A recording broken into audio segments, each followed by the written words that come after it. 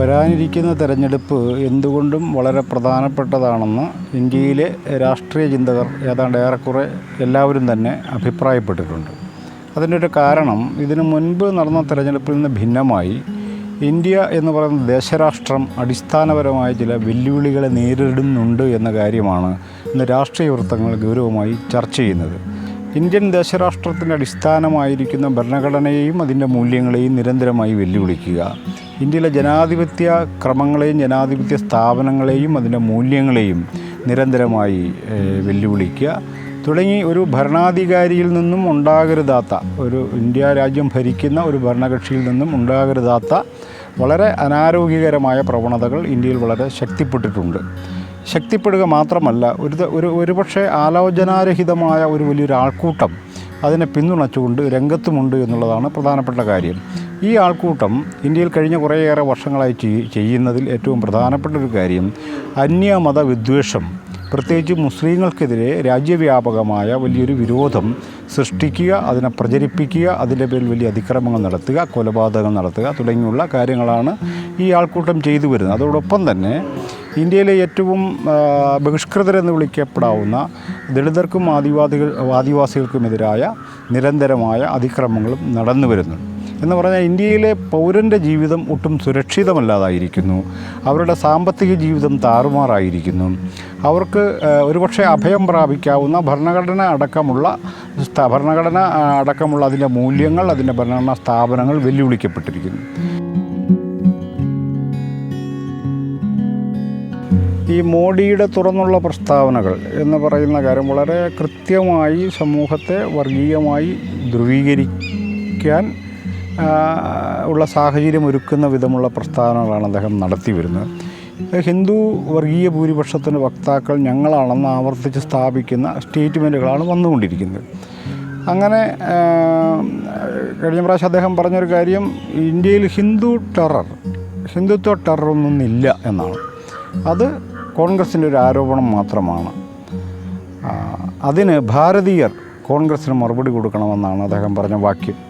ഈ നിലക്ക് ഹിന്ദുത്വ, ഭാരതീയത, രാഷ്ട്രം, ദേശീയത ഇതെല്ലാം ഇക്വേറ്റ് ചെയ്യാവുന്ന പദങ്ങളായി മാറി മാറി ഉപയോഗിക്കുന്ന ഒരു രീതിയാണ് മോഡിയും കൂട്ടരും ഈ തെരഞ്ഞെടുപ്പിൽ പയറ്റുന്നത്.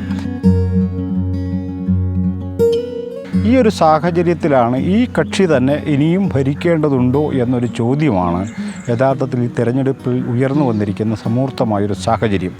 ഇവിടെ ഇന്ത്യ ഭരിക്കുന്ന BJP എന്ന് പറയുന്ന രാഷ്ട്രീയ പ്രസ്ഥാനത്തെ ഭരണാധികാരത്തിൽ നിന്ന് പുറത്താക്കുക എന്ന അടിയന്തരമായ കടമയാണ് ഇന്ത്യയിൽ ജനാധിപത്യ വിശ്വാസികളായ പൗരന്മാർക്ക് മുന്നിൽ ഉള്ളത്. എന്നാൽ അതിന് വേണ്ടത്ര ജാഗ്രതയോടെ രാഷ്ട്രീയമായൊരു മുന്നൊരുക്കം ഇന്ത്യയിലെ പ്രതിപക്ഷ കക്ഷികൾ നടത്തിയോ എന്ന് ചോദിച്ചാൽ അത് വളരെ വിജയകരമായി നടന്നിട്ടില്ല എന്ന ഒരു സാഹചര്യമാണ് ദേശീയമായി നമ്മുടെ മുന്നിലുള്ളത്.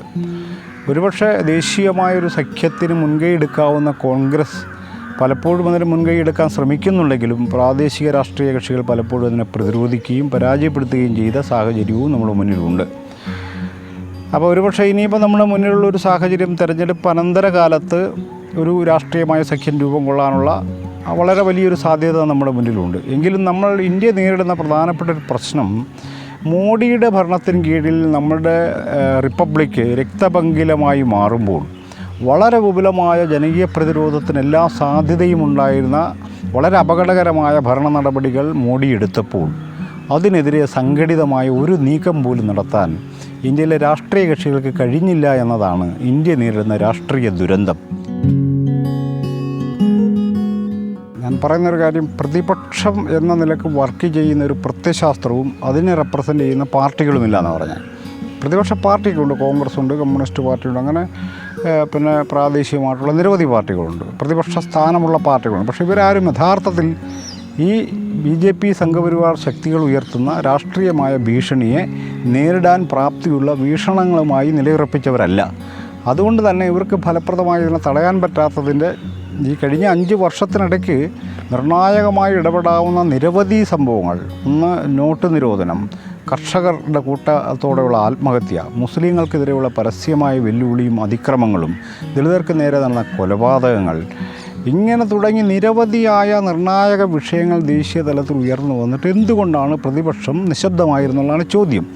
പ്രശ്നം എന്തെന്ന് ചോദിച്ചാൽ അവരെന്തിനെ മുൻനിർത്തിയാണോ ഈ അതിക്രമങ്ങളൊക്കെ കാണിക്കുന്നത്, ആ കാര്യത്തെ എതിർക്കാനുള്ള പ്രത്യശാസ്ത്ര സംവിധാനങ്ങൾ, വീക്ഷണ സംവിധാനങ്ങൾ, ദർശന സംവിധാനങ്ങൾ ഈ പ്രതിപക്ഷം സംവഹിക്കുന്നില്ല, അവരുടെ കയ്യിലില്ലത്.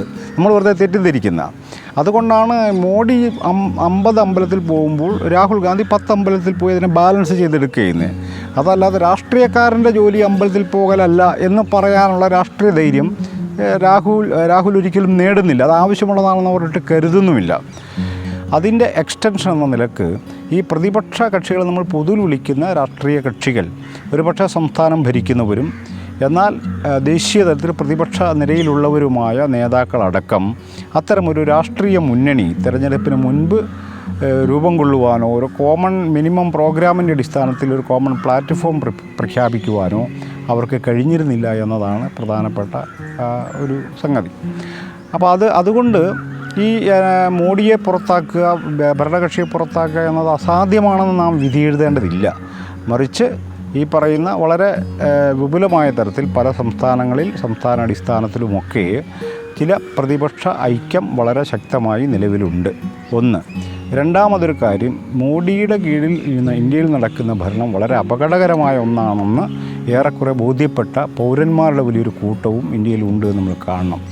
ഈ രണ്ട് സാഹചര്യങ്ങളെ മുൻനിർത്തി ഒരുപക്ഷെ തിരഞ്ഞെടുപ്പ് അനന്തര സമയത്ത് ഒരു ഐക്യം ഈ കക്ഷികൾക്കിടയിൽ ഉണ്ടാവാം. ആ ഐക്യം ഇപ്പോഴത്തെ ഭരണകക്ഷിയെ പുറത്താക്കാനുള്ള കരുത്ത് നേടിയേക്കാമെന്ന് തന്നെയാണ് ഞാൻ പ്രതീക്ഷിക്കുന്നത്. മോഡി ഒരിക്കൽ കൂടി അധികാരത്തിൽ വന്നാൽ ഞാൻ വളരെ കാര്യമായി ഇതിനെ ഭയപ്പെടുന്നില്ല. അതിൻ്റെ കാരണം എന്താണെന്ന് ചോദിച്ചാൽ അത്ര വലിയൊരു അട്ടിമറിക്കൊന്നും അടുത്ത പ്രാവശ്യം അഥവാ മോഡി അധികാരത്തിൽ വന്നാലും അതിന് തക്കതായ ഭൂരിപക്ഷമോ സ്ട്രെങ്തോ ആ ഗവൺമെൻറ് ഉണ്ടാകില്ല എന്ന് ഉറപ്പാണ്. ഇപ്പോൾ ഭരണഘടനാ ഭേദഗതിക്ക് ഇവർ തയ്യാറായത് പ്രതിപക്ഷം കൂടി പരിപൂർണമായും പിന്തുണച്ചതുകൊണ്ടാണ്. അതെങ്ങനെ നടക്കും? അത് അല്ലാതെ 3/2 ഭൂരിപക്ഷമൊന്നും അവർക്കൊരിക്കലും ഉണ്ടാക്കാൻ പറ്റില്ല, അത് അവർക്ക് കിട്ടില്ല. രണ്ടാമതൊരു കാര്യം, ഈ മോഡി വീണ്ടും കൂടി ഒരു വട്ടം കൂടി അധികാരത്തിലേക്ക് വന്നു കഴിഞ്ഞാൽ തീർച്ചയായും അധികാര ദുർവിനിയോഗത്തിൻ്റെയും ആൾക്കൂട്ട അതിക്രമങ്ങളുടെയും വലിയൊരു കാലഘട്ടത്തിന് നമ്മൾ ഇന്ത്യക്കാർ സാക്ഷ്യം വഹിക്കേണ്ടി വരുമെന്ന് തന്നെ ഞാൻ ഭയപ്പെടുന്നുണ്ട്. അത് തികച്ചും നമ്മുടെ റിപ്പബ്ലിക്കിനെ രക്തത്തിൽ മുക്കുന്ന ഒരു വലിയ നടപടിയായിട്ടത് മാറാൻ സാധ്യത വളരെ കൂടുതലാണ്. അതുകൊണ്ട് ഞാൻ ഭയപ്പെടുന്നൊരു കാര്യം, അങ്ങനെ ഒരു അന്തരീക്ഷം രൂപപ്പെട്ടു വന്നാൽ അതിനെ പ്രതിരോധിക്കാൻ കഴിയുന്നൊരു പ്രതിപക്ഷ രാഷ്ട്രീയ പ്രത്യയശാസ്ത്രം ഇന്ത്യയിൽ നിലവിലില്ല എന്നതാണ് നമ്മൾ നേരിടുന്നൊരു പ്രശ്നം. അതായത് മോഡിയും കൂട്ടരുമൊക്കെ പറയുന്ന ഹിന്ദുത്വ വേർഷൻ, നേഷൻഹുഡിനെ സംബന്ധിച്ച് ഹിന്ദുത്വ വേർഷൻ്റെ വേറെ ചില വകതിരിവുകൾ മാത്രമാണ് ബാക്കിയുള്ള രാഷ്ട്രീയ കക്ഷികൾ പറയുന്നത്. മറിച്ച് മറ്റൊരു പൊളിറ്റിക്കൽ നറേറ്റീവ് ഇന്ത്യയിൽ നിലവിലില്ല എന്നതാണ് നമ്മൾ നേരിടാൻ പോകുന്നൊരു പ്രശ്നം.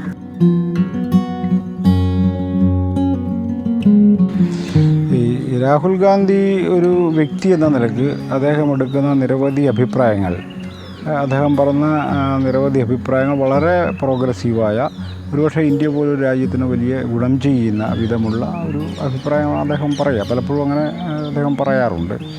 പക്ഷേ ആ അഭിപ്രായത്തെ കോൺഗ്രസിൻ്റെ അഭിപ്രായമാക്കി മാറ്റുവാനും അതിനൊരു ബഹുജനാഭിപ്രായമാക്കി മാറ്റിയെടുക്കുവാനും കോൺഗ്രസ് തയ്യാറാവില്ല. കോൺഗ്രസ് വേറെ ഘടനയിലാണ് നിൽക്കുന്നത്. അതിൻ്റെ പ്രശ്നം. അതുകൊണ്ട് രാഹുൽ ഗാന്ധി ഒരുപക്ഷെ പാർട്ടിയിൽ ചില അഴിച്ചുപണികൾക്കൊക്കെ പിന്നെയും സാധ്യതയുണ്ട്. പാർട്ടിയിൽ ചില യുവ നേതൃത്വത്തൊക്കെ വാഴിക്കാൻ അതിനകത്ത് കഴിഞ്ഞേക്കാം. പക്ഷേ അദ്ദേഹത്തിന് ഭരണാധികാരത്തിലേക്ക് വന്നാൽ ഇതിനേക്കാൾ വലിയ പ്രതിരോധത്തെ ഗാന്ധിക്ക് നേരിടേണ്ടി വരുമെന്നുള്ളതാണ് നമ്മുടെ മുന്നിലുള്ളൊരു യാഥാർത്ഥ്യം. അവിടെ ഇതിനേക്കാൾ ശക്തമായ ലോബിയാണ് ഉള്ളത്. അപ്പോൾ അത് മറികടന്ന് പോകണമെങ്കിൽ ഒരു സവിശേഷമായ സാമ്പത്തിക രാഷ്ട്രീയ വീക്ഷണം കൂടി രാഹുൽ ഗാന്ധി ആവിഷ്കരിക്കേണ്ടി വരും. അതിനകത്ത് ഈ സ്റ്റുഡൻസിൻ്റെ പക്ഷത്ത് നിന്ന് ഉയർന്നു വന്നിട്ടുള്ള ഈ ഒരു പുതിയ മൂവ്മെൻറ്റിനെ ഒരു നിലക്ക് കണ്ടെയ്ൻ ചെയ്യാനാണ് ഈ വ്യവസ്ഥാപിത രാഷ്ട്രീയ കക്ഷി ശ്രമിച്ചിട്ടുള്ളത് എന്നാണ് നമ്മൾ യഥാർത്ഥത്തിൽ മനസ്സിലാക്കേണ്ട ഒരു കാര്യം. അതിനെ സ്വതന്ത്രമായി വികസിക്കാനോ സ്വതന്ത്രമായി വിടാനോ അവർ തയ്യാറായിരുന്നില്ല എന്ന് തന്നെ നമ്മൾ കാണേണ്ടതുണ്ട്.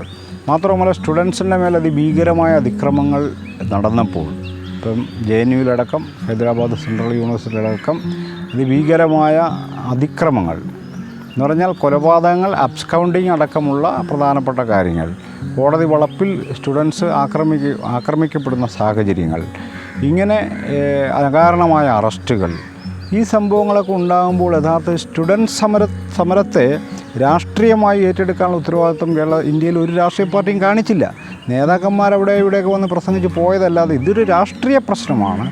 അതിന് പരിഹാരം തേടുന്ന ഒരു വലിയൊരു ബഹുജന പ്രക്ഷോഭമായി അതിനെ വികസിപ്പിക്കേണ്ടതിന് പകരം സ്റ്റുഡൻസ് കെട്ടിപ്പൊക്കിയ വേദികളിൽ ഇവരൊന്ന് വർത്തമാനം പറഞ്ഞിട്ട് പോവുക മാത്രമേ ചെയ്തത്. അതുകൊണ്ട് കഥയില്ലാ നിയമമാണ്. മാത്രവുമല്ല, ഈ കനയ്യകുമാറിനെ പോലെ ദേശീയമായി ശ്രദ്ധ എടുത്ത നേതാവ് ഒരിക്കലും ഈ വ്യവസ്ഥാപിത രാഷ്ട്രീയത്തിന് വെളിയിലല്ല.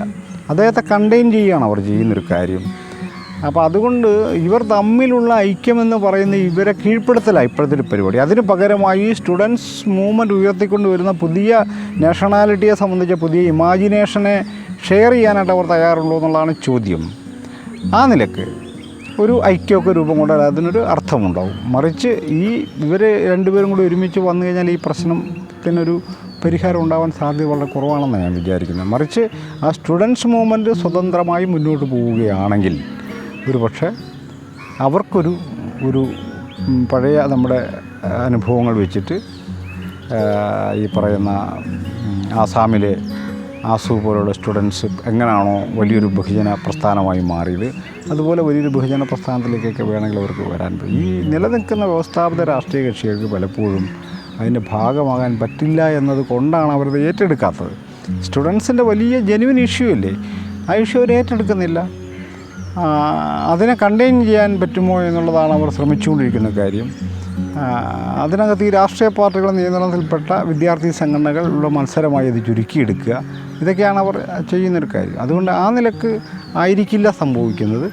മറിച്ച് സ്റ്റുഡൻസ് ഉയർത്തിവിട്ട ആ ഒരു പ്രക്ഷോഭം അത് യഥാർത്ഥത്തിൽ ഇന്ത്യയെ മാറ്റാൻ പ്രാപ്തമായ ചില കാര്യങ്ങൾ ഉൽപ്പാദിപ്പിച്ചൊരു കാര്യമാണ്. ആൾക്കാരെ പുതിയ രീതിയിൽ കാര്യങ്ങൾ ആലോചിക്കാനും പഠിക്കാനും ഒക്കെ. ആ നിലക്ക് വേണം നമ്മൾ ആലോചിക്കാൻ. പുതിയൊരു രാഷ്ട്രീയമാണ്, പുതിയൊരു പ്രസ്ഥാനമാണ് അത് ഉദയം ചെയ്യേണ്ടത്. അത് ഇതിൽ നിന്നെല്ലാം ഭിന്നമാണെന്നുള്ള അഭിപ്രായമൊന്നും എനിക്കില്ല.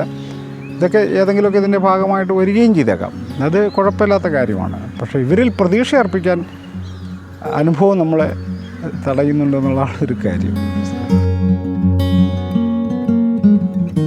പക്ഷെ ഒരു കാര്യം ഉറപ്പാണ്, മോഡി ഭരണം ഇന്ത്യയുടെ സമ്പദ് വ്യവസ്ഥയിലും സാമൂഹിക സുരക്ഷിതത്വത്തിൻ്റെ മേഖലയിലും ഉണ്ടാക്കിയിരിക്കുന്ന വൻ ദുരന്തങ്ങൾക്ക് ഏതെങ്കിലും തരത്തിലുള്ള റെമഡീസ് പ്രവർത്തിച്ചുകൊണ്ട് മാത്രമേ ഇനി വരുന്ന ഗവൺമെൻറ്റിന് മുന്നോട്ട് പോകാൻ പറ്റൂ എന്നൊരു പ്രതീക്ഷ നമുക്ക് അർപ്പിക്കാവുന്നതാണ്. ഇപ്പോൾ ഈ കർഷകരുടെ പ്രശ്നമൊക്കെ ഞങ്ങൾ പരിഹരിക്കുമെന്നൊക്കെ കോൺഗ്രസ് പറയുന്നുണ്ടെങ്കിലും അത് പരിഹരിക്കാവുന്ന ഒരു സാമ്പത്തിക രാഷ്ട്രീയ വീക്ഷണം കോൺഗ്രസ്സിന് ഇല്ല എന്നുള്ളത് നമ്മൾ കാണണം. കോൺഗ്രസിനെ കുറിച്ച് ഇപ്പോൾ ആൾക്കാർ ചർച്ച ചെയ്യുന്ന കേട്ടാൽ രാഹുൽ ഗാന്ധി ഉണ്ടാക്കിയതാണ് കോൺഗ്രസ് എന്ന് തോന്നിപ്പോവും.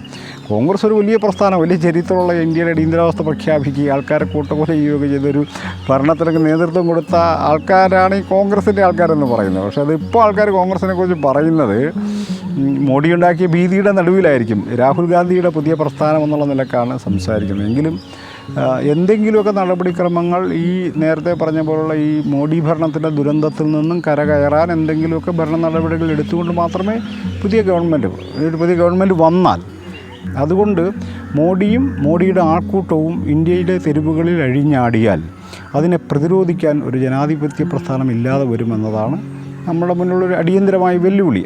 അത്തരമൊരു സാഹചര്യം ഉണ്ടായാൽ തീർച്ചയായിട്ടും നമ്മളിന്ന് കാണുന്ന വ്യവസ്ഥാപിത രാഷ്ട്രീയത്തിന് വെളിയിൽ മറ്റൊരു ജനാധിപത്യ മൂവ്മെൻറ്റിന് ഇന്ത്യ സാക്ഷ്യം വഹിക്കും എന്ന് തന്നെയാണ് ഞാൻ പ്രതീക്ഷാപൂർവ്വം കാണുന്നത്. അങ്ങനൊരു സാഹചര്യം ഉണ്ടായാൽ അതിനെ പ്രതിരോധിക്കാനുള്ള ശക്തി ഇന്ത്യക്കകത്ത് തന്നെയുള്ള നവോത്ഥാന മൂല്യങ്ങളെ, ദേശീയതയുടെ മൂല്യങ്ങളെ, ഭരണഘടനാ മൂല്യങ്ങൾ ഉയർത്തിപ്പിടിക്കുന്ന ഒരു ജനാധിപത്യ പ്രക്ഷോഭം ഇന്ത്യയിൽ ഉണ്ടായി വരുമെന്ന് തന്നെയാണ് ഞാൻ വിചാരിക്കുന്നത്.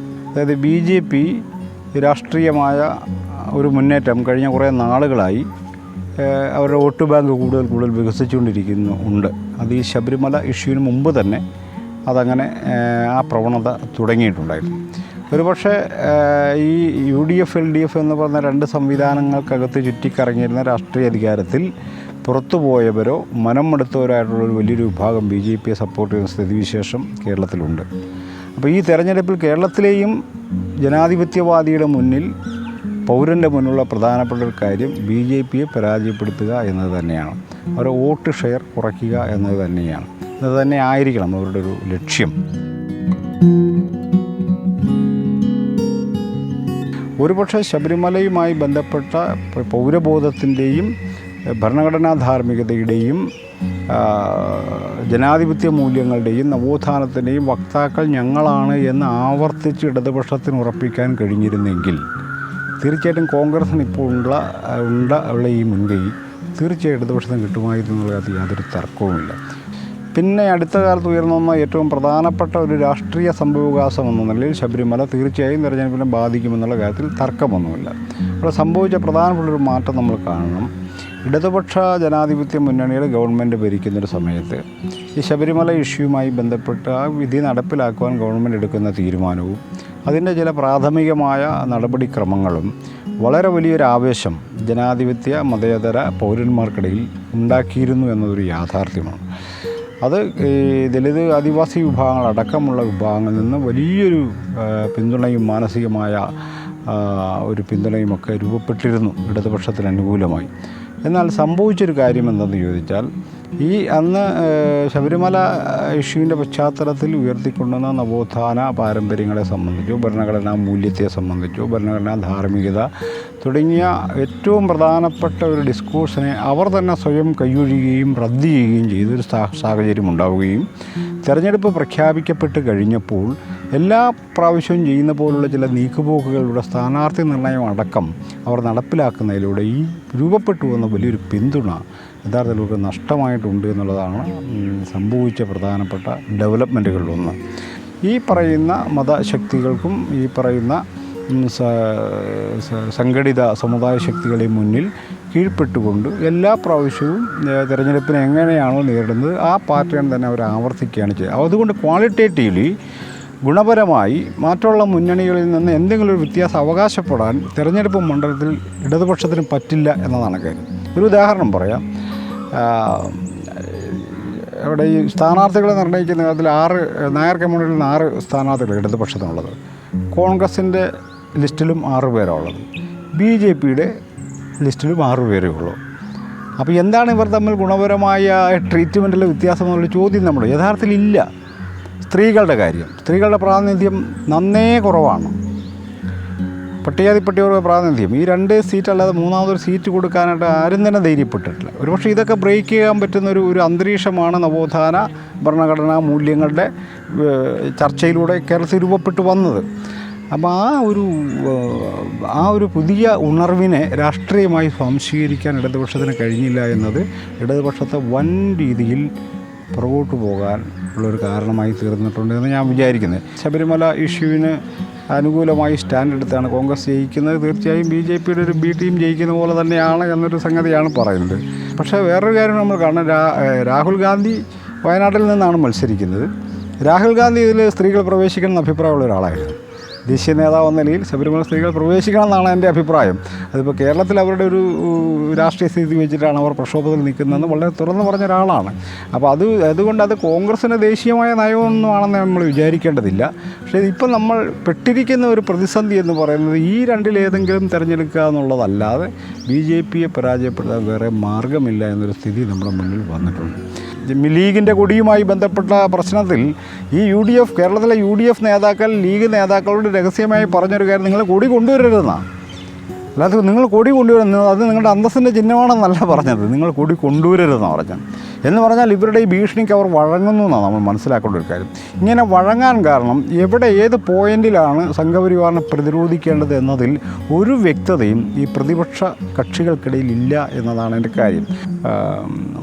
ഒന്നീ പറയുന്ന ഈ CPIM-നുമായിട്ടുള്ളൊരു വൈരുദ്ധ്യമുള്ള വലിയൊരു വിഭാഗമുണ്ട്. അവരുടെ ഈ കൊലപാതക രാഷ്ട്രീയവുമായി ബന്ധപ്പെട്ട് കഴിഞ്ഞ കുറേയേറെ നാളുകളായി നടക്കുന്ന ചർച്ചയിൽ പ്രതിപട്ടികയിലുള്ളത് CPM-ആണ്.